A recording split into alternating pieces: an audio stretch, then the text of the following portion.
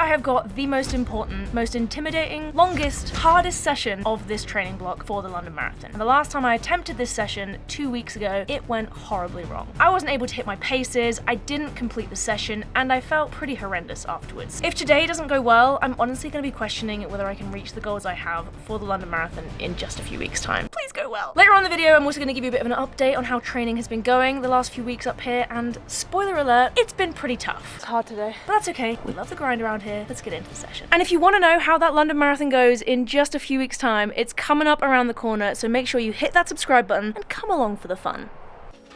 What time is it? 5:54 a.m. Why are you up so early? Because John sucks. Or John Green's fault.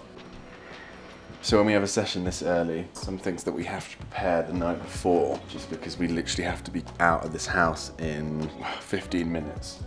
It's crazy. We had to prepare all of the carb bottles, because it's a long run today, long run session today, 3 bottles. Plus we wanted to get her collagen ready, just because that's another thing that she has to make. And she also made a smoothie. It's too early for this. Something else I did last night to be ready for this ridiculous hour is do my hair the night before. Which, if I may say myself, looks pretty good. All right. Bon appetit. Breakfast on the go. Let's do it. Let's go.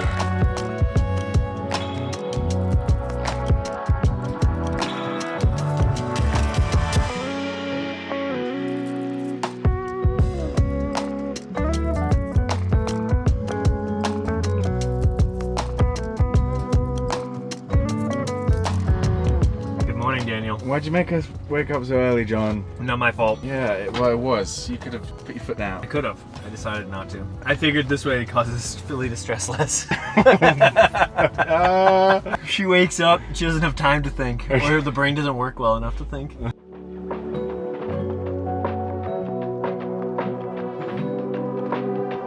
Last time I did 7. But you've cut the volume in the session, so... Have I cut the volume in the session? I thought we were talking about we're just listening to the body. But I still kind of have to have an idea of what we want to get to. I say we wake up, Awake, up. Tick. I'm awake. Are you awake? You want to do 6 to 8 warm up? 6 to 8 plus... 9 to 15. 9 to 11. No, we said it would be 3 to 5 sets. Yes. Which is 9 to 15. Yes, but I'm saying, let's say 11 for middle ground's sake.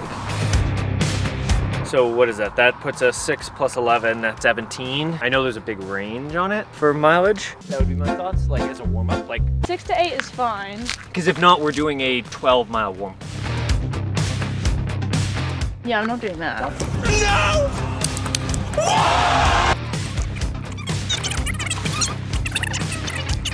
I'm not going to want to do any more than like 2 max. Okay, but you might have to. Can I interject and ask if you can spare some toilet paper? John, we've been arguing about the session, but what is the session We've today? not been arguing about it. We've been discussing it. That is literally the verbiage or vernacular my parents would use when they're arguing. They would be like, we're not fighting, we're just having a discussion.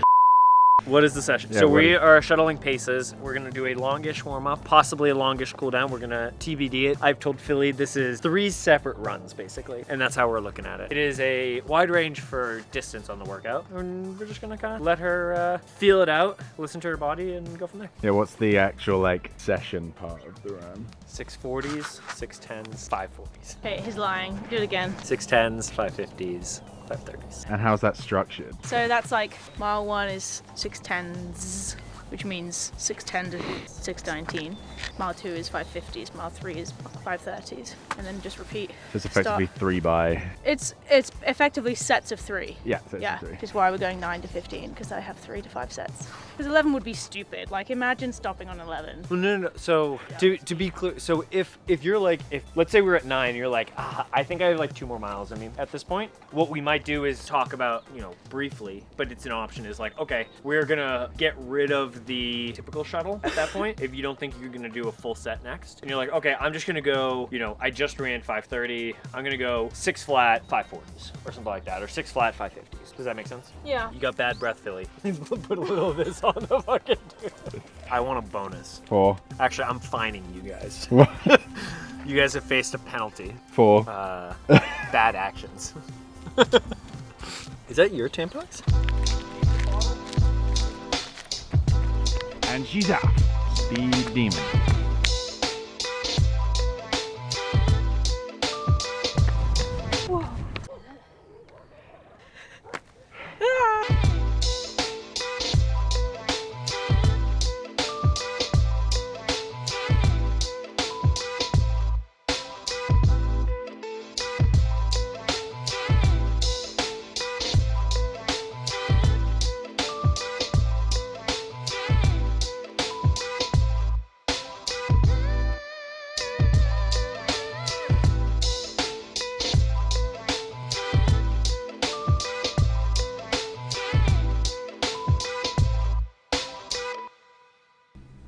So how are you feeling about the session tomorrow? I'm a bit nervous, to be honest, because the last time I tried to do this session, or it's now similar to this session because John has changed it, it went pretty badly. Like it was a real miss. We didn't film it for YouTube and I haven't really talked about it, but it was 2 weeks ago. It was like a really key marathon session where we were aiming to get between 12 and 15 miles in, starting out at around 6 to 6:10 minute miling, and then getting down to sort of 5:30 and maybe slightly under. And I just kind of got stuck in the progression around like the 5:50s, which is the opposite of a confidence boost. It feels like that should be well within my wheelhouse. And so, yeah, I got to 12 miles, kind of stopped progressing and kind of hovered around that pace, which is, you know, a good 20, sometimes 25 seconds per mile slower than marathon pace, not even covering half the distance. So I was pretty down after that session, but I think it's important to talk about because, you know, marathon blocks are heavy and hard, and not every session is going to be a box ticked or a good day or even just an average day. Sometimes you have a miss, and I think the hardest part about that session was we didn't have a really obvious answer as to why it was a miss. So it kind of just felt like it was my fault and I just kind of sucked on the day. That then sort of leaves you spiraling into, am I actually fit? How I overcooked it? There were lots of smaller reasons, which I suppose if we clubbed together doing the session a day earlier than we did in the past, one day less recovery, maybe slightly impacted sleep the day before, could have done better with fueling the day before. We started with a longer warm-up, were starting at a faster pace, you know, all these different things. So it still doesn't really give me the satisfaction of like, oh yeah, that's why it went badly. But I just have to kind of park that and know that sometimes having a miss means that like you're finding that line. And so long as it only happens once or twice in the block, then that's a good indicator. I've been very tired ever since then. I think that sort of started pretty much the entirety of this last 2 weeks, really feeling super fatigued. It does feel like I'm coming out the other side of that. Had a good double threshold session on Tuesday where still felt tired, but was able to kind of hit some really good paces, and, you know, heart rate was in a good place, body was feeling good. So fingers crossed it's going to be back to the normal schedule of doing it on the Saturday tomorrow after having sessioned on Tuesday. And I know that John is slightly changing up the format just so that psychologically it's a slightly different session, which I think is a good thing. I just am conscious that I still really want to hit this one hard and like get, you know, not just a confidence boost, but like the physical training stimulus in, because I know that these types of workouts are really key to the marathon. So yeah, just gotta think positively and accept that the nerves are gonna hopefully be helpful. And how many more sessions, days, weeks do we have up here in Flagstaff? We go home on Thursday. Mm-hmm. So just under a week currently. Yeah, which to be honest, I'm quite excited about. I think having felt quite tired and this being the longest ever stint up here, like it does, stacking weeks at altitude, stacking big weeks takes it out of you. So I think just going down to sea level and I suppose starting the taper actually next week will feel hopefully pretty good. Right, let's see how the session goes then. Hopefully it's a good one.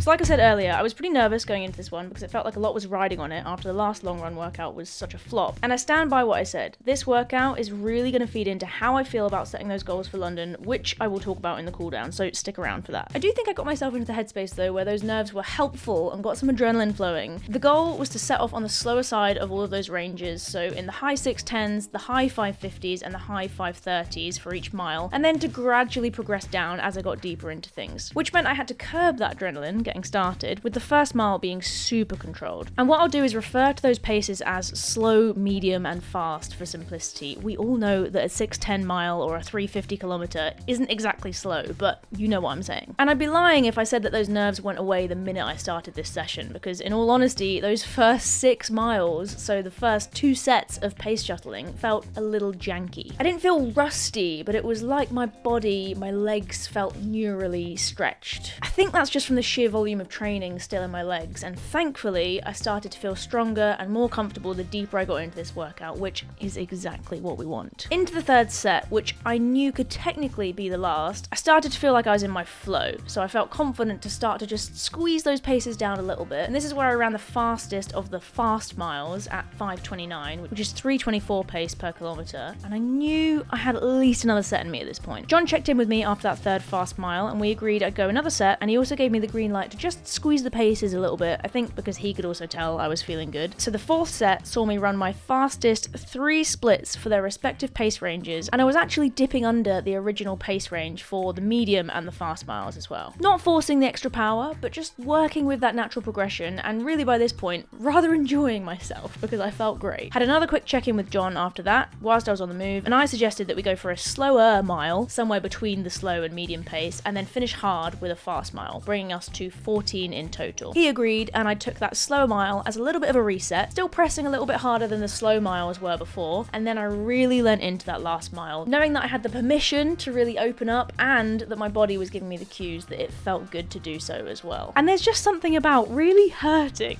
but knowing that you're going to be done in less than 5 minutes that's really fun, and I find that I get a lot out of myself in that scenario, and so I did just that and closed pretty hard, but still feeling like I had full control.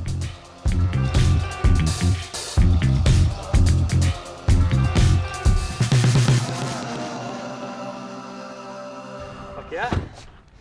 What'd you close in? 5:14. Fuck yeah. Woo! How was fatigue? Yeah, it was fine. Like, I didn't feel like I did a couple weeks ago fatigued. I just felt just like neurally shitty for like the first half, like the first like 6 miles. I could just feel like the glutes, and I just felt like I was stretching everything, but not like. How was fatigue compared to how you've been feeling the last like week of running? Yeah, it was better, definitely. Like, I felt considerably better yesterday just on my easy runs, so good. Hopefully turn the corner with it. So what are you at for distance right now? So that was 6 Today, 20. That would be 20. You're at 20 right now? Yeah. Yep. So 3 to 3? Yeah, maybe 3. Maybe 4? How was your workout, Rory? I mean, it was okay. Had better. Had better? Yeah, in my dreams. No, it was like a banger. Major slays for both. Yeah. I think there will be conversations on the way up. I think that's a good thing, right? Conversations? I split. Yeah, it was a little silent last time we came down here and the way back up. I split faster than Canadian record half marathon pace. No, marathon pace through halfway with 2 floats. Oh, so a pretty average day then. Yeah, pretty average day. Would have been a 2:05 marathon if I had kept going at that pace, but didn't. Couldn't. Yeah. At baby altitude. This is like sub-sea level for Rory. I actually had someone try to tell me that this is faster than sea level because, now hear me out, you have just slightly less oxygen, but because it's still at a little bit of altitude, you have less air resistance. So it's like the perfect equilibrium where air resistance and oxygen meet in the middle. So a big workout ticked off, and with a pretty good day in the books, I've definitely taken some confidence from it. Am I any fitter today than I was 2 weeks ago? Maybe marginally. And we probably won't know exactly what went wrong for it to go so badly before, but us athletes can be very fickle, and I certainly base where my fitness is at off the success of some of my hardest workouts. And this was the last big, hard, long run workout before London. I head into the taper with a mass of work behind me, and I'm really, really excited to do this race. Big goals are being set, not just in the time that I run, but as always, looking at process goals and with an eye further down the horizon to the LA Olympics in 2028 too. The next video comes out a few days before London, and I will be sharing all of my goals for this race, so don't miss it. Oh, and love the grind.